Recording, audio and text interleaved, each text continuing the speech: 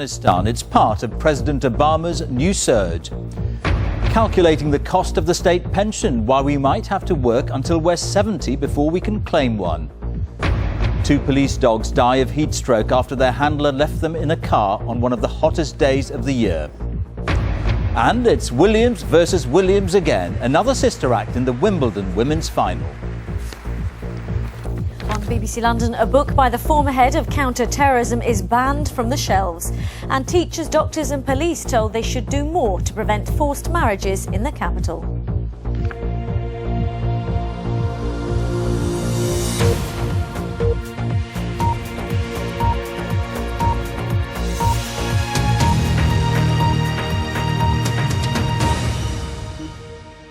Good evening and welcome to the BBC's News at 6. Britain could see more than 100,000 new cases of swine flu every day by the end of next month. The rapid spread of the virus, still in its mild form, means health officials have given up any attempt to try to contain it. Instead, they're giving advice on how it should be treated. Here's our medical correspondent, Fergus Walsh. The viral invader, H1N1 swine flu, is spreading faster than many thought possible in the summer heat. Efforts to contain it are now officially being abandoned because the numbers infected are growing so quickly. Cases are doubling every week, and on this trend we could see over 100,000 cases per day by the end of August, though I stress this is only a projection. And just look at how the cases have risen since the end of April. More than 7,000 people have now been infected. If the 100,000 a day prediction from computer modelling is correct, then millions would have been infected by Christmas. Birmingham is one of many UK hotspots. This school in Handsworth was shut in May with nearly 200 people connected to it diagnosed with the virus. Locals there know exactly what they'd do if they fell ill. Phone the doctors or phone the NHS help advice, yeah? Stay at home, call your doctor, let your doctor know, and then someone will come and actually check you. And that's exactly what people are doing in their thousands, calling their doctor. Or worse, turning up in casualty. Already the NHS is under pressure. This last few weeks we've been working at full pelt. We've been really busy, especially on the phones, because a lot of worried well, lots of people with symptoms. The NHS is now moving from containment to what's called the treatment phase. This will mean phone diagnosis rather than physical checks on every suspected case. Eventually, Tamiflu collection points will be set up for people to collect antivirals. And school closures will be increasingly unlikely. This is the world's first dose of swine flu vaccine. It was grown in huge steel tanks in this manufacturing plant in Germany. But the company Novartis says clinical trials and licensing mean the first jabs won't be available until September. Immunisation is the only way to ensure people are protected against H1N1 swine flu because the jab should offer immunity. But with the outbreak gathering pace in Britain, it's uncertain which you'll encounter first, the vaccine or the virus. It must be stressed that the vast majority of those infected with swine flu have had a mild illness. There is no sign that the virus is getting more virulent. But the sheer numbers getting infected will put the health service under risk, Fergus. Well, it's those with lung and circulation problems who are at greater risk of complications, things like asthma, diabetes, heart condition, pregnant women as well, those undergoing cancer therapy or transplant patients. They'll be among the first to get a vaccine. Elderly patients, elderly people are in fact the group who are least likely to get swine flu compared to seasonal flu, but the vast majority of people who come into contact with this virus will get over it if they stay at home, and they shouldn't need to have any contact with the health service. All right, Fergus, thanks very much. Thousands of US troops in Afghanistan have launched a major offensive against the Taliban, turning President Barack Obama's new policy for the country into action on the ground. Meanwhile, British troops have also been involved in fierce fighting in Helmand province. 2 soldiers were killed yesterday, one from the Welsh Guards, the other from the 2nd Royal Tank Regiment. Martin Patience reports from Kabul. Midnight in Afghanistan. This is Operation Strike of the Sword, a mission for 4,000 US Marines. It's the first major military offensive under President Obama's strategy to stabilize the country. The aim of the air assault was to put Marine Corps forces back expeditionary-wise out behind enemy lines. We dropped into a few places that nobody had been. In the last few minutes speaking from the White House, Barack Obama gave his assessment. The benchmarks of success that we've laid out are we building an Afghan national army and police structure that can secure itself without the assistance of NATO forces. Good morning, America. And this morning, breaking news. An American soldier is captured by the Taliban in Afghanistan and is still missing. In the east of the country, a US soldier is being held by insurgents. The circumstances behind his capture are unclear. We are concerned. We are obviously using whatever means we can to try to again bring him back without harm. Back in Helmand, British troops are also fighting the Taliban. 2 soldiers were killed yesterday. Their families have been informed. It is a sad day, and our thoughts and prayers are with those who've suffered the tragedy today of losing their loved ones. The deaths occurred as part of an operation that's ongoing a few miles north of here, and there was a patrol, an IED strike, and sadly 2 soldiers died as a result of the explosion. Helmand is the largest province in Afghanistan, 23,000 square miles. It borders Pakistan to its south and Kandahar to the east, and is the Taliban's main stronghold. Today, 4,000 US troops stormed Taliban-controlled villages south of the Helmand River. The Americans joined 9,000 British troops. Their focus is on securing the south, while the British continue to look to the north. This is just the start of what will be a long and bloody campaign, and US commanders must know that they need to end what they call the stalemate in the south if this campaign is to be considered a success. Martin Patience, BBC News, Kabul. Raise the state pension age to 70 and shake up the pension system for millions of public sector workers. That's a stark warning from Lord Turner, who wrote a radical report for the government 4 years ago. Speaking exclusively to BBC News, he says he wishes he'd gone further with his recommendations. Our chief economics correspondent Hugh Pym reports. Our working lives seem to be getting longer and longer. The government says the state pension age will rise in a few decades' time to 68, but it should rise to 70, according to a leading pensions expert. That's none other than Lord Turner, who came up with radical recommendations nearly 4 years ago. The government accepted them. Now, in an exclusive interview, he's come back to the pensions issue. Rather than 68 for the state pension age, he told me he should have gone further. There were proposals around at the time that you might take the state pension age to, say, 70 by as early as 2030, and that if you did that, you could afford to simply have a state pension which would be fully equal to the minimum income guarantee. Having seen what I've seen, I would probably say, if anything, we should have been more radical. The idea of waiting till 70 before getting a state pension has provoked mixed reactions. I think you should have the choice after 65. I don't think it should be compulsory. I just think it's unkind and unnecessary if you've worked all your life. If that's what it is, that's what it is. I think can't argue with it. If you have to work till 70 to survive, you've got to do survive, I suppose. There is a perception that people who work up there in Whitehall and across the wider civil service and public sector have pension deals which are too generous when compared to most in the private sector. Guaranteed final salary pensions underwritten by the taxpayer are seen by critics as increasingly unfair and unaffordable.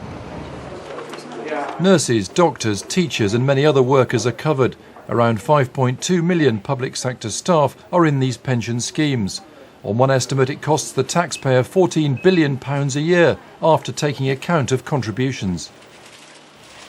Lord Turner says to make the system more affordable, there should be no guaranteed retirement age of 65 for the public sector. It should have flexible, variable, pensionable ages to make sure that the taxpayer is not picking up all of the risk of future unknown increases in pensionable age. But unions say that idea will penalise hard-working staff across the public services. People working in our communities to make them better, they're the ones who've got to suffer. It's just not on. And I'm willing to sit down with the day turner in a proper meeting. I'm willing to trade facts and show him that he's barking up the wrong tree. It's a debate which affects everybody in work, and it'll run and run. Hugh Pym, BBC News. 2 RAF crew were killed when their Tornado fighter crashed into a hill in a remote part of Argyll. A major search was launched after the jet crashed west of Loch Lomond this morning. The pilot and navigator from 43 Squadron RAF Lucas haven't been named, but their families have been informed. The Justice Secretary Jack Straw has provisionally refused a pardon for Michael Shields, the Liverpool football fan, convicted of attempted murder in Bulgaria in what his supporters say was a miscarriage of justice. The 22-year-old is serving his 15-year sentence in Britain. The use of prenuptial agreements in Britain has been significantly strengthened thanks to a landmark ruling by the Court of Appeal. It's back to German heiress who was trying to prevent her former husband being awarded part of her estimated £100 million fortune, despite an agreement that he would make no claim on her if they split up. 2 police dogs have died after being left in a car by their handler on one of the hottest days of the year. It happened in Nottingham on Tuesday. The incident was reported to the RSPCA, who say it could lead to a prosecution. Anthony Bartram's in Nottingham now. Anthony. Yes, well, George, as you say, the RSPCA are investigating this case and they will ultimately decide if any charges are brought. Now, this has generated a huge amount of public interest just by the number of people who've looked at this story on our website, and they will want to know how 2 highly trained, highly valued police dogs were allowed to die at Force headquarters. Flowers to say farewell to 2 frontline police dogs who died in a baking hot car here at Nottinghamshire headquarters. The officer and the dogs were on duty, and the question will now have to be answered why, when their kennels were so close. I can assure you that we're taking this matter extremely seriously. We understand the upset that this has caused, and we'll take whatever steps that are necessary to make sure that this sort of thing never happens again. The RSPCA was called to the scene on Tuesday afternoon. This man must now investigate to see if anyone should be prosecuted. I'm waiting for confirmation of the forensic vet analysis following post-mortems, and I'll be interviewing the individual concerned next week, and ultimately the file will be submitted for consideration, which could end up in a prosecution. Hold him! There is a national shortage of dogs who can do this for the police. This is Derbyshire's dog section. But only last year, Nottinghamshire appealed for the public to donate suitable ones to be trained. Temperatures reached 28 degrees here on Tuesday in the shade. It would have been much hotter in a car. RSPCA officers have responded to 1,000 calls to dogs overheating in the sun around the UK this week. So far, they're looking into 9 deaths in cars. Today, a vet who's worked with police dogs says the German Shepherds would have been overcome in as little as 10 minutes. A terrible accident, and they will have suffered, I'm afraid, because it doesn't take very long for the car to heat up to a point where the dogs can't cool themselves. Both dogs were donated after an appeal by the police to help fight crime and keep order in the county. Their deaths have been described as tragic. Along with the RSPCA, Nottinghamshire Police are now carrying out their own investigation. And we've just learned that the dog handler involved in this, who remains on duty, has an appointment to see RSPCA investigators next Thursday. If there are any prosecutions brought from this, he could face a maximum of 6 months in prison. In the meantime, the Nottinghamshire Police Authority has called on the Chief Constable for assurances that this could never happen again. George. Anthony, thank you. George Osborne, the Shadow Chancellor, is to face an investigation by Parliament's watchdog over his expenses claims for his mortgage. He's been accused of claiming expenses on his main home in London to pay for his second home in Cheshire. Under the rules, MPs are normally only allowed to claim on their second home. But Mr Osborne says the arrangement was approved by the Commons authorities. Well, Laura Koonsberg is at Westminster for us. Laura, how damaging might this be, do you think? Well, George Osborne chose to pay for his home in his constituency in the Northwest by bumping up his London mortgage. Nothing wrong with that. But when he became an MP, he came to a rather curious arrangement with the Fees Office here in Westminster. He claimed a portion of the interest on his big loan here in London to reflect the cost of the house that he had bought up in Cheshire. Now, the Tories say he's done nothing wrong. He had approval from the Fees Office about this arrangement, and there is an element of political trickery here. The complaint about Mr Osborne was made by a Labour activist up in the Northwest.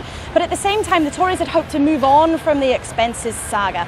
And tonight, one of their most senior politicians and a very close friend of David Cameron's, Mr Osborne, is going to be investigated by Parliament's sleaze watchdog. And at the same time, the Chancellor, Alistair Darling, found out this afternoon that he won't be investigated for the expenses claims he made. So tonight it may well be that the Labour Party is rather relieved, perhaps unusually, that the focus is not on them. OK, Laura, thank you. And the time is just gone 16 minutes past 6. Our top story tonight.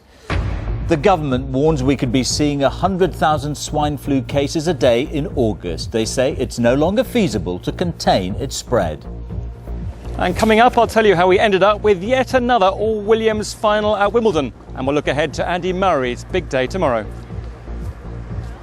Later on BBC London, are disused buildings the answer to the lack of affordable housing in the capital? Plus, the South London school children getting sprinting lessons from the fastest man on the planet. Join us for that and more at 6:30.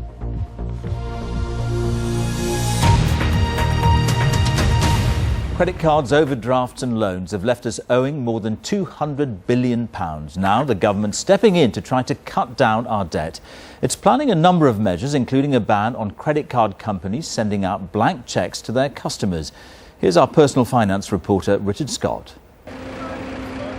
As a nation, we owe more than £230 billion on things like credit cards, overdrafts and personal loans. Lenders have been accused of encouraging us into this debt by offering too much easy credit. On a visit to Leeds today, the Prime Minister said they're now taking action. I think we've got to deal with that and we've got to protect the consumer. A lot of it's information, a lot of it's transparency from the financial institutions themselves, but the consumer must have the right to know that there will be someone protecting their interests. Credit card companies have often come in for particular criticism. There are more than 66 million credit cards in the UK, and the total owed on them is more than £53 billion. But not everyone pays interest. 60% of people pay their balance in full each month. As part of today's measures, the government is going to stop these companies sending out unsolicited credit card cheques. These cheques are sent out by credit card companies, and you can use them in the same way as you would a normal cheque, to pay a plumber, for example. But the money comes from your credit card account, not your bank account. The interest rate can easily be more than 20%, and crucially, when one of these is cashed, the interest starts racking up straight away. Companies could also be banned from increasing credit card limits without being asked. That's what happened to Tony Greathead. He ran up £40,000 of debt after his credit limits kept being increased. I was struggling to make the minimum payments. I was struggling to have money left over for basics like fuel and basic groceries, and I was still, up to that point, taking them up in the offers. The industry, though, argues it's not in anyone's interests to lend more than people can pay back.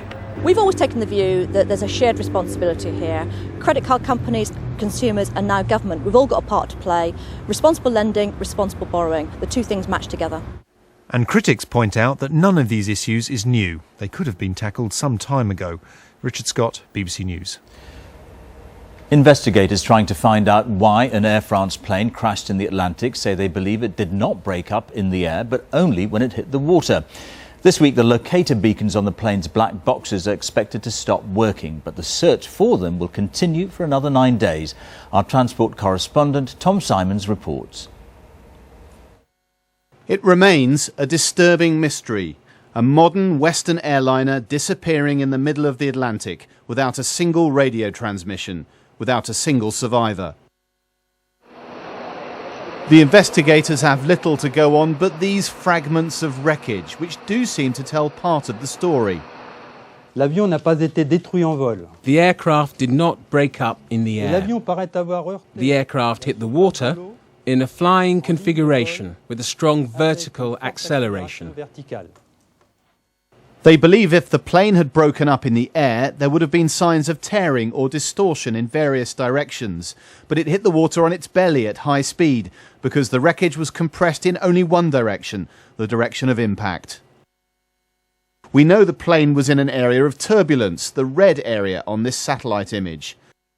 It sent out warning messages of inconsistent speed readings, not thought to be the cause, followed by multiple system failures. But investigators need more detail. And so the search for a flight data recorder like this one, the black box. Though it's rarely black, it would be even harder to find. Now this contains all of the information in the aircraft systems. How do you find it at the bottom of the Atlantic? Well, here is its underwater locator beacon. It's now running out of power, but the search will continue for 9 days.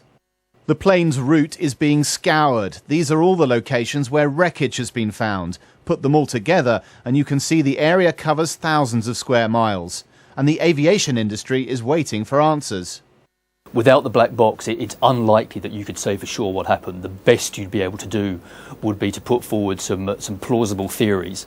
In this case, that's really not good enough because we're talking here about a state-of-the-art aeroplane that was lost in mysterious circumstances. That means that in theory it could happen to other aircraft as well. And the families of those who died wrote to the airline today with one request: tell us what happened. Tom Simons, BBC News.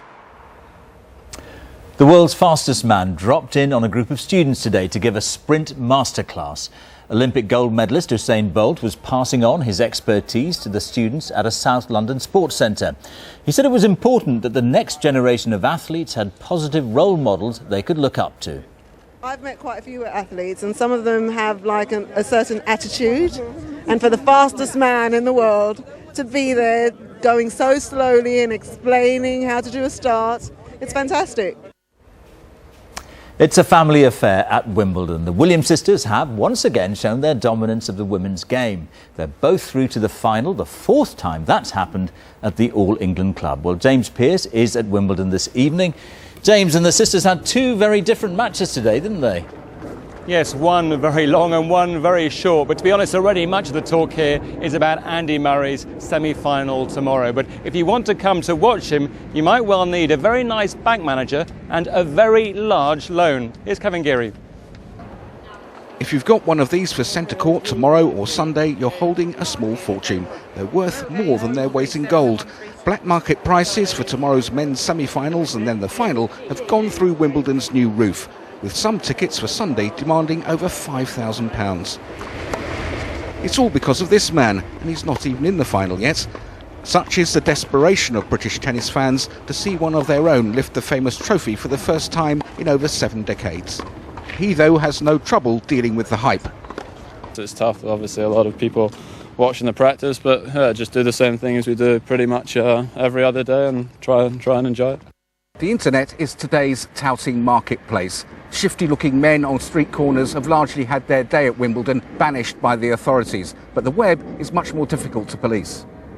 One website, onlinewimbledontickets.com, advertising tickets for £2,800, is now under investigation after allegations that it didn't deliver as promised. People have to be very careful. The only tickets at Wimbledon that are tradable are debenture tickets.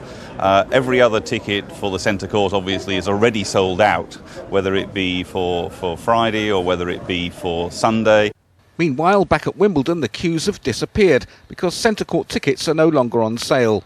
Without a ticket, the only way to see Andy Murray here will be to bake on the hill opposite the big screen. But that's not deterred the Bishops from Wiltshire. And when you've been here all that time and you're desperate just to get on the hill, it is a bit kind of stressful. So if they like to come out and give us a ticket, it'd be very nice. Those with tickets for today got a treat, a rousing semi-final between Serena Williams and Elena Dementcheva that was the longest of the Open era. The younger Williams sister prevailed after more than 2.5 hours. And to nobody's great surprise, Venus then dispatched the top seed Dinara Safina to make it once again a family final. Kevin Geary, BBC News, Wimbledon. And we already have the order of play for tomorrow. First up, the man who's still favourite to win the title here, Roger Federer against Tommy Haas. And then the match you all want to see, Andy Roddick against Andy Murray. George. James, thank you. Well, let's find out what kind of weather Murray can expect. Nick Miller got the answers. Still very warm and humid, George, but this is the last day of the widespread heat. That will bring cheers or jeers. There's no halfway house when it comes to this heat wave, but this is the story of the day. The hotspot 31 at Charwood near Gatwick Airport, but not just hot in southeast England. Edinburgh at 30 degrees. But a stark contrast today between the sunshine in the east and this slow-moving area of heavy rain across the far west that's still out there this evening and still bringing Met Office severe weather warnings for Somerset, Gloucestershire, also for torrential downpours in northern Scotland. Some of these will ease, but this ragged area of heavy rain with still heavy bursts and the odd rumble of thunder journeying northeast slowly overnight, and another very muggy one, particularly where you're underneath this cloud cover. So into tomorrow morning then, and this rain still moving northeast. Some heavy rain at first to begin with in parts of southeast England, brightening up behind the rain and feeling a little less humid in the west. So 4 o'clock in the afternoon, still some heavy downpours northeast England into Yorkshire and Lincolnshire.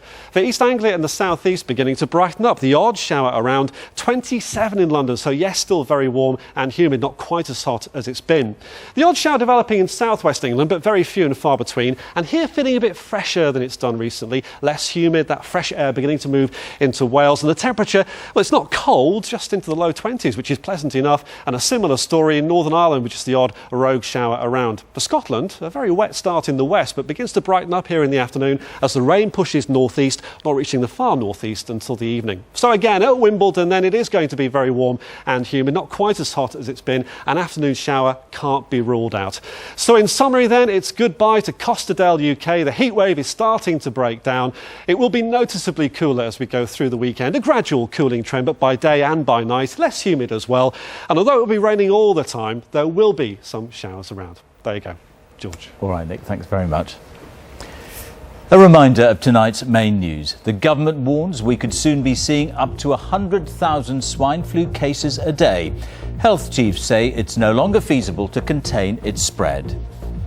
And coming up on the BBC's news channel, all the day's entertainment, including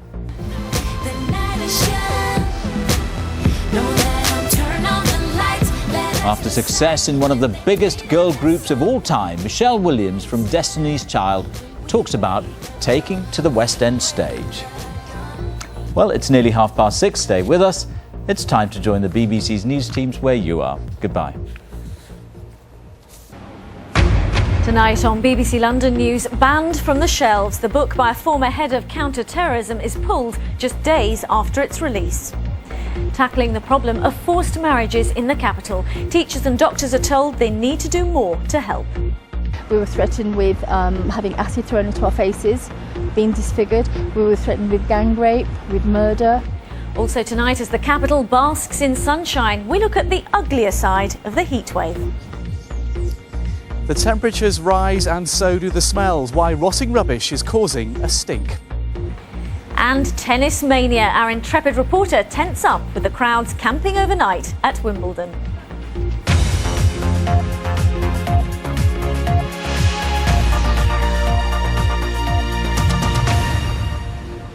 Hello and a very good evening to you. He's the former Met commander who led the fight against terrorism after 7/7 and has just written a book about his experiences. But today, The Terrorist Hunters by Andy Heyman was pulled from the shelves just days after its release. It's after an emergency injunction from the Attorney General following fears it could have an impact on current criminal proceedings. Our Home Affairs correspondent Guy Smith reports. It's already been selling in bookshops for a week, branded the ultimate inside story of Britain's fight against terror. But today, it was ordered off the shelves. The Attorney General has effectively granted a temporary gagging order. Sales have also now been blocked on the internet.